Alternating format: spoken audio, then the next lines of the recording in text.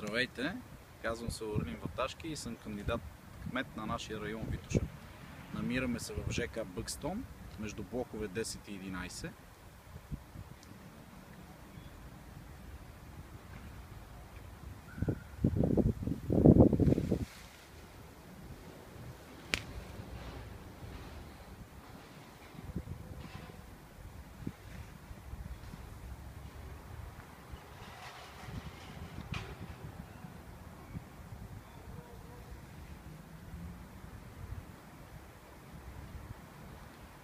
Миналата и тази събота, заедно с моите приятели от Просперитет за район Витоша, реновирахме площадката, на която се намираме.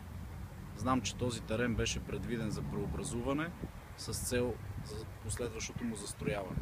Това, което мога да гарантирам на жителите на нашия район, е, че ако бъда избран за кмет, тази площадка ще остане детска площадка и гарантирам с подписа си.